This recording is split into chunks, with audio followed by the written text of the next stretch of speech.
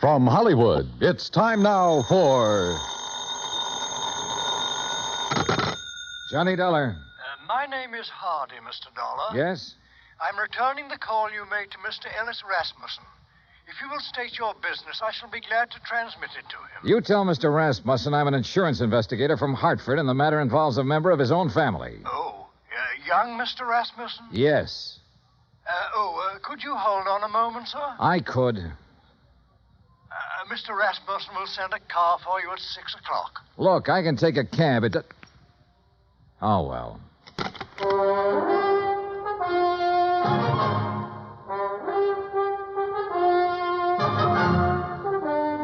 Bob Bailey in the exciting adventures of the man with the action-packed expense account. America's fabulous freelance insurance investigator. Yours truly, Johnny Dollar.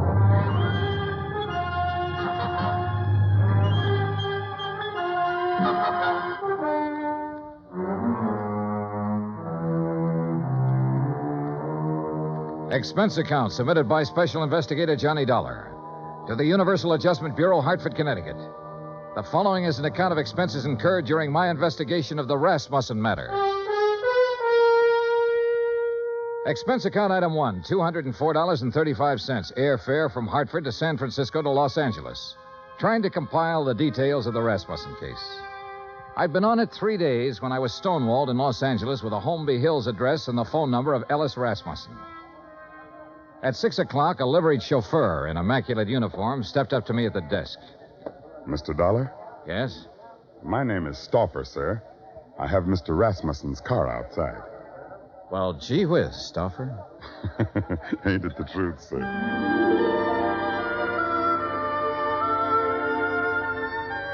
A few minutes later, when we turned into the lush green Holmby Hills section, I had a suspicion I was about to deal with a bona fide millionaire.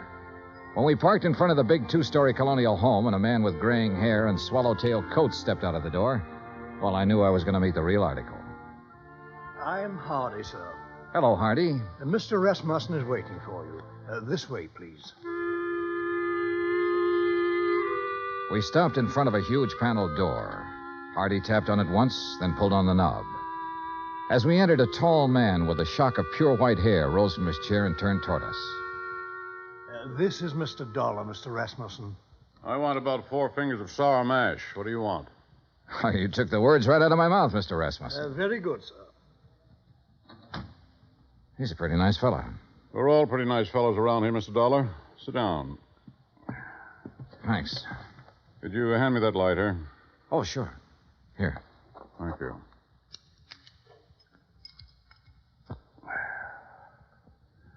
What are you doing in Los Angeles? Why, federal underwriters of Hartford wrote a blanket policy for all Imperial Rubber Company employees.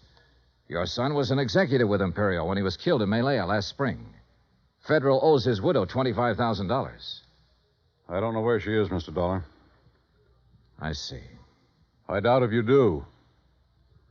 Let me put it this way. I never met the young lady. Fred married her one night in Elko, Nevada. 2 days later, they were on their way to Malaya.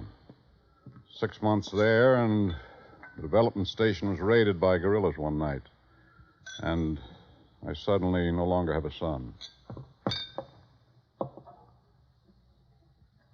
Have you eaten your dinner, Mr. Dollar? Oh, I wouldn't want to trouble you. Hardy, set a place for Mr. Dollar. Very good, sir. Well? Well, I thought she might phone me when she got back to the States. She never did. Never a letter, nothing. I'm old and sick, but I still want to see the girl my son married. It's not an easy thing to lose a son, Mr. Dollar. And I lost a good one. I lost the best son a man ever had. I'm sure you did, sir. To your son. To Fred. During dinner and afterward, over coffee and liqueurs, I listened to the story of Ellis Rasmussen's life. It came from the lips of an old man who was dying, but in whose eyes I could see reflected the memories of a brawling, bustling life that started in an Oklahoma oil field and moved to Alaska and Arabia and Africa. More and more during the talk, I began to know his lost son. For in everything the old man had to say about himself, I could sense an unmistakable reflection of his son. Finally, I thanked him and left. If I may say so, I do hope you'll call soon again, sir. Mr. Rasmussen enjoyed your visit very much. I haven't seen him so much like his old self since we received the terrible news of young Mr. Rasmussen's death. He must have been quite a man, Hardy. Young Fred Rasmussen. He was, sir. All of us miss him dreadfully. None of us ever met Mrs. Rasmussen, and we were most anxious to receive her, especially after young Mr. Fred's death. I imagine so. The car's all ready, Mr. Dollar. Good night, sir. Good night, Hardy.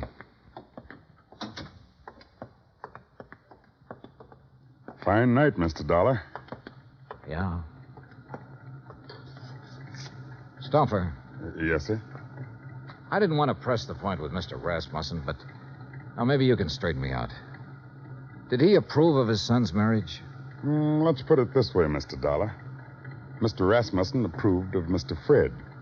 And if Mr. Fred got himself married, then Mr. Rasmussen approved of the girl.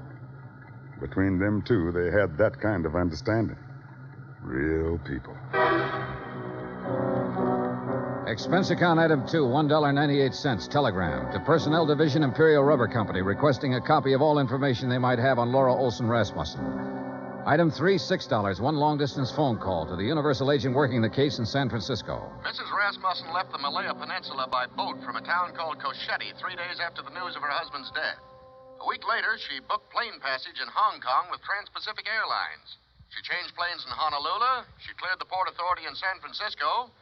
From there on, we lost her. Get a list of all the passengers who were on that plane. Okay. Get someone checking the hotels in the Bay Area. She might have checked into one when she hit Frisco. Okay. Now listen, we're looking for a woman whose husband was brutally murdered about 2 weeks before she got back to the States. If she's anything like I think, she was probably about at the end of a rope. Now start asking questions at places where people like that go. Right. On Wednesday morning, I rented a car. That's item 4, $25, and made the rounds. First stop, Los Angeles Board of Education. By 4 o'clock in the afternoon, I had found 35 Laura Olsons who had attended public school in Los Angeles and were more or less in the proper age bracket. The next day, the folder arrived from Imperial Rubber Company. Among other things, it contained a passport picture and a complete description of Laura Olson Rasmussen. She was a blonde girl with a pouting, sultry kind of mouth and wide, dark eyes.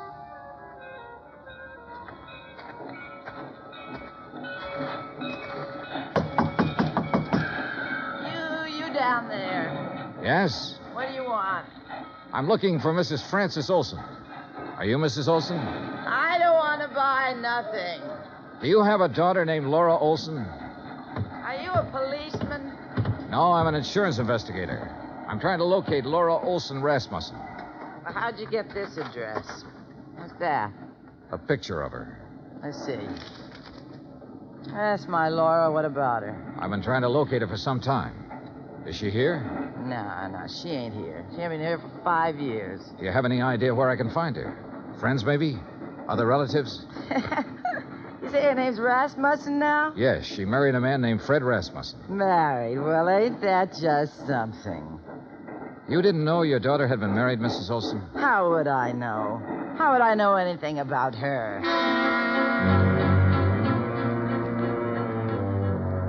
Saturday at noon, a registered letter arrived from the agent in San Francisco containing the list of passengers who had been on the plane with her. 3 of the names were in the Los Angeles area, including a Mr. Oberlin who lived in Pasadena. Well, sure I remember her. Real pretty. We sat together all the way from Honolulu. What's up? We're trying to locate her, Mr. Oberlin. Did she happen to mention her plans when she returned to the States? Plans? You know, what hotel she might be staying at in San Francisco? Or if she was going on to another city? No, not her. You say that very emphatically. Yeah, I guess I do. You didn't have to show me a picture. You know, a guy always prays he'll meet someone like her on a plane, you know what I mean? Yeah, live it up. Yesterday's gone, she said tomorrow ain't here, and the only thing we got is today. Yeah, we had a swell time. You're sure about this? We were pretty chummy, pal, if you want the truth of it. Mr. Oberlin, did she mention anything about being in Malaya before she boarded that plane? Then she didn't tell you that her husband had been killed a week before. Killed? How? He was murdered by guerrillas in Malaya. Oh, no, she didn't mention that. She didn't mention that at all, Mr. Dollar.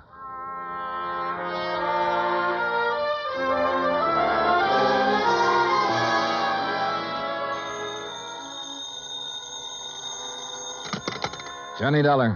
This is Hardy, Mr. Dollar. How are you, Hardy?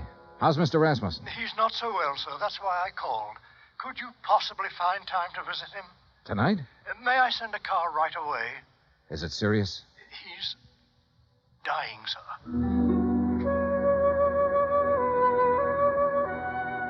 I knew why he wanted to see me. Have you located my daughter-in-law yet? No, I haven't located her, Mr. Rasmussen. But I know something about her. I know she drank whiskey and flirted with a fat salesman on an airplane all the way from Honolulu to San Francisco. I know her mother's a drunk. I know she didn't think enough of you or your son to contact you or anybody else when she got back. Mr. Rasmussen, it looks to me like your daughter-in-law is a first-class bum.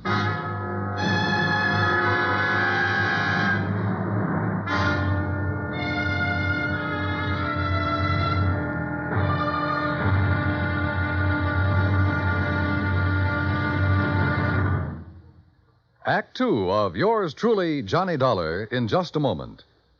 Our daily lives are sharply affected by world news. And for a complete roundup of the news every single weekday evening, just keep your dial on CBS Radio for the news broadcasts of our famous CBS newsmen, Edward R. Murrow and Lowell Thomas. Hear up-to-the-minute news with Edward R. Murrow and Lowell Thomas on CBS Radio. Now, Act Two of yours truly, Johnny Dollar, and the Rasmussen Matter.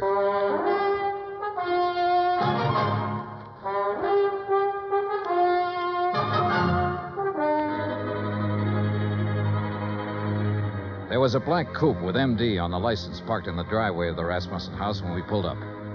In the bedroom, a silvery-haired man in a black suit was sitting beside the bed that held Ellis Rasmussen. He was introduced as Dr. Butler. Then I shook the hand of Mr. Rasmussen. Someone suggested that Dr. Butler might like to use the library for his calls. And I was alone with the old man. If you want some whiskey, I keep it in the sideboard over there. Not now, thanks. I wish I had some news for you, Mr. Rasmussen. We're finding out things, but we haven't found her yet. What things? Oh, things. Nothing important. Dollar, if I judge you right, you know your business. And if you haven't found my daughter-in-law by now, you've certainly found out what kind of person she is. So tell me. I haven't met her. I don't know. You're being evasive. I don't work for you, Mr. Rasmussen. I'm an insurance investigator trying to locate a woman and pay off a claim. If I don't find her, the case will just have to sit, unless you or someone else concerned makes a report to missing persons. Then the cops can take over, and maybe they should right now. My son was a fine man. I can look back on all the years I had with him and be proud of every year and every day. He married a girl named Laura Olson. I don't know where she came from or who she was, but I know my son wouldn't have married her unless he loved her, unless she loved him in return and was worthy of his love. You know a lot, Mr. Rasmussen. Perhaps I should go to the police. No, don't do that. We'll find her, Mr. Rasmussen. We're getting it narrowed down. Well, I'd better leave now. As you say. Mr. Dollar, Yes, sir. I want to see her. Yes, sir. I'm sorry I talked to you the way I did.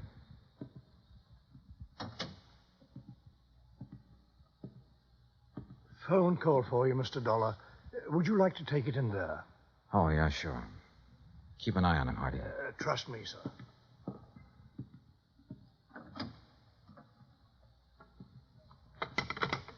Johnny Dollar. This is Officer Daly, Los Angeles Police. Oh, yeah. You the insurance guy looking for a Laura Olson Rasmussen? Yeah, have you got anything? We got her. Huh? She's here with the rest of the girls in the drunk tank.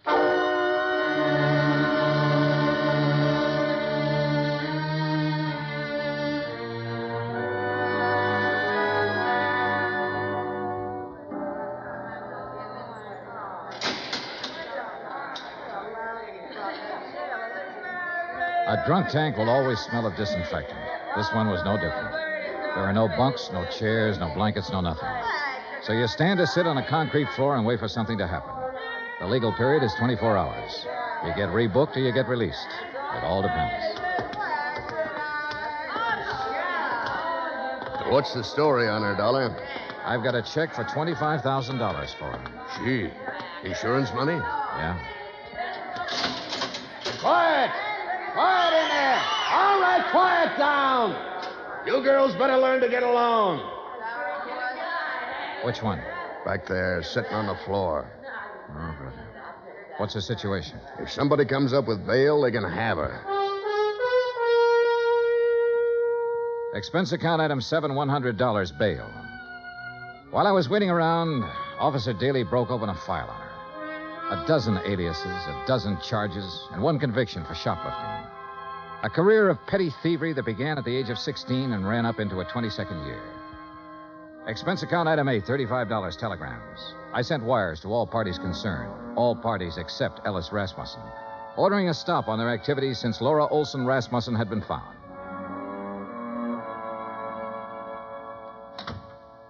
Over there. Who are you? My name's Johnny Dollar.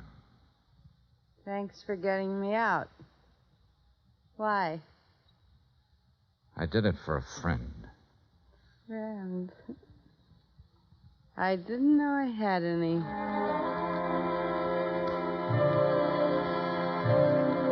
Expense account item 9, 20 cents, 2 cups of coffee. We had it in a diner across from the women's section of the main jail.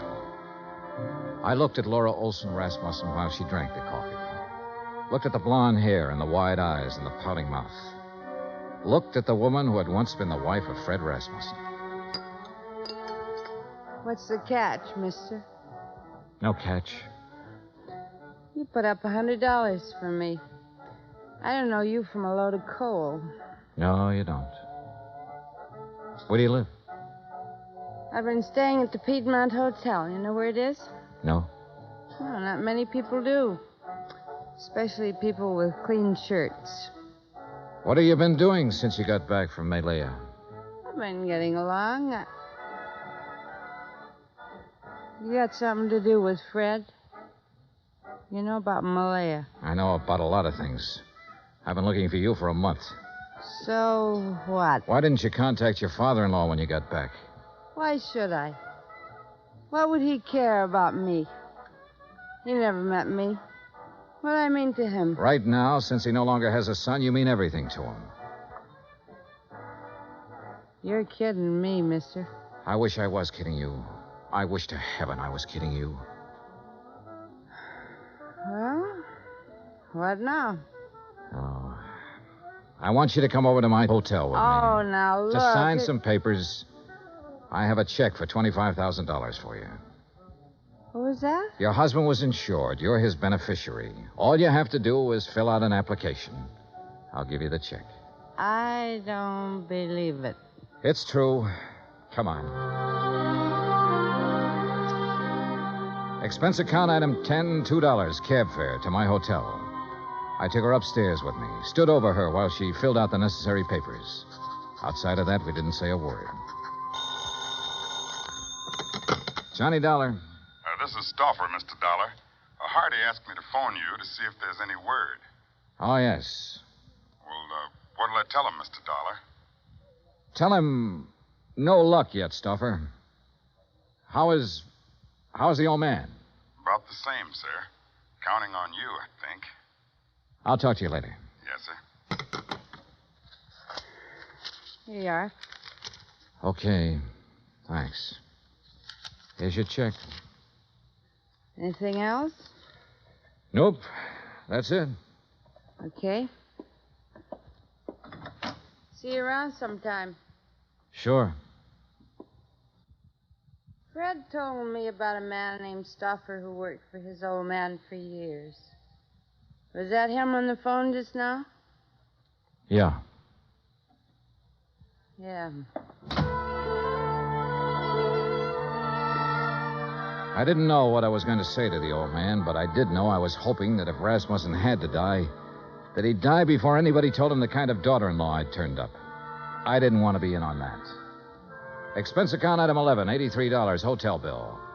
I checked out at 5:30, picked up my airline tickets at the desk, that's item 12, then sat around the lobby for 5 minutes.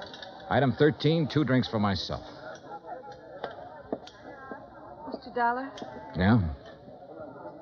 Oh. I read in the paper that Ellis Rasmussen is dying. Is that true? That's true. Mind if I sit down? Suit yourself. What are you drinking? Nothing.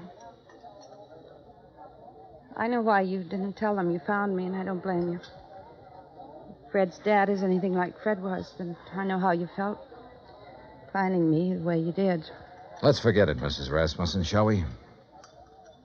I'd like to meet Fred's father. So you want to meet him, huh? The human thing would have been to see him when you came back. But not a line, not a word. That old man in that house knows his son was really a man. And on that basis, he believes, without seeing you, that his son married a real woman. He had love and sympathy and help and devotion and all the things you don't seem to have any use for waiting for you in that house. Oh, never mind. I loved Fred. Loved him from the first minute I saw him.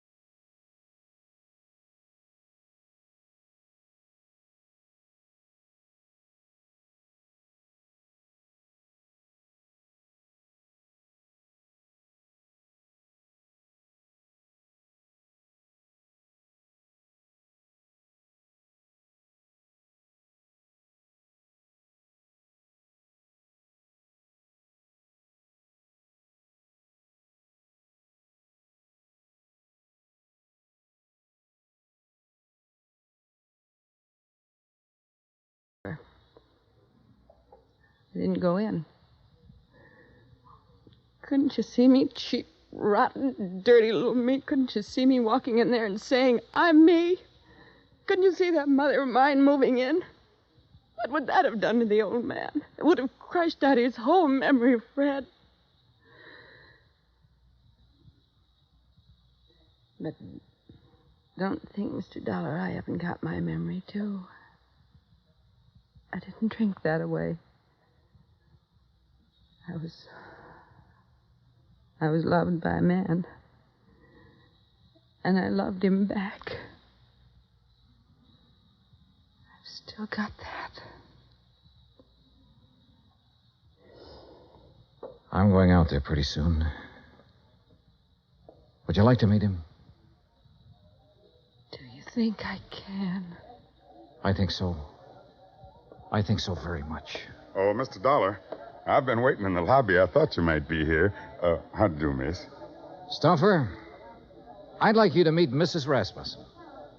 Well, my. I'm mighty pleased to meet you. The boss will be mighty happy. She dried her eyes in the car. I didn't say much. She didn't say much. But in the half hour it took to get out to Holmby Hills, something happened to her again. The something that must have happened when the big arm went around her shoulders the first time. Good evening. Mrs. Rasmussen, Hardy. How do you do, Mrs. Rasmussen? We're very happy to see you. Thank you, Hardy. Fred spoke of you often. That was kind of Fred. This way, please.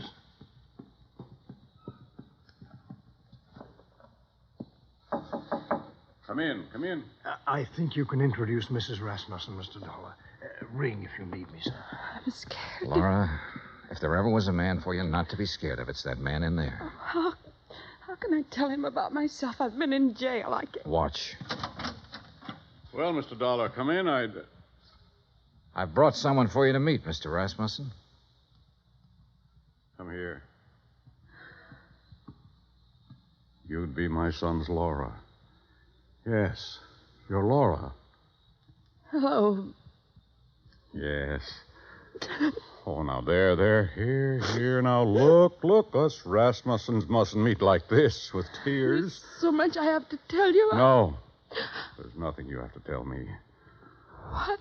Let me put my arm around you. There. Now, feel it? Mm-hmm. You're my daughter. Do you understand that? Oh, yes. Then that's all the explanations we need between us. Yes. Hardy. Yes, Mr. Rasmussen? Bring Mrs. Rasmussen some brandy, I think. And I'll have some sour mash. Mr. Dollar? Sure. Make mine sour mash, too, Hardy. Very good, sir.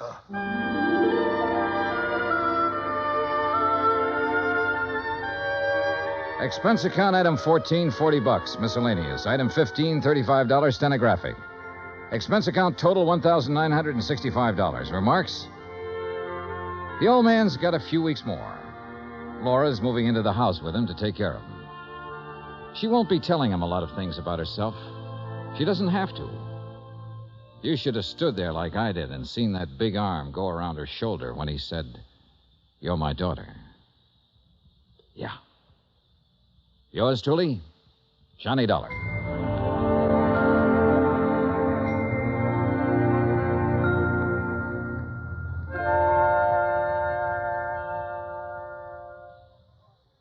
Our star will return in just a moment. Folks abroad want to know more about us Americans, how we live, how we eat, what we do in our leisure time. You know something? You can help promote international goodwill by corresponding with someone abroad. For the name of a correspondent, write to Letters Abroad, 45 East 65th Street, New York. That's Letters Abroad, 45 East 65th Street, New York. Stay tuned for 5 minutes of CBS News to be followed over most of these same stations by the FBI in Peace and War. Now here's our star to tell you about next week's story. Next week, one cute, tiny little mouse, that's right, mouse, almost scares a big insurance company out of business. Join us, won't you? Yours truly, Johnny Dollar.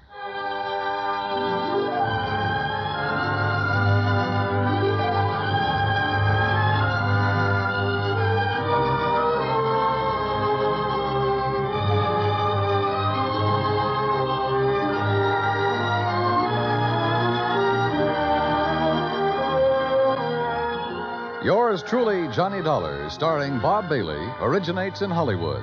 Written by John Dawson, it is produced and directed by Jack Johnstone. Heard in tonight's cast were Virginia Gregg, Gene Tatum, Eric Snowden, Roy Glenn, Will Wright, Frank Nelson, and Jack Crucian. Musical supervision is by Amerigo Marino. Be sure to join us next week, same time and station, for another exciting story of yours truly, Johnny Dollar. Dan Cubberly speaking.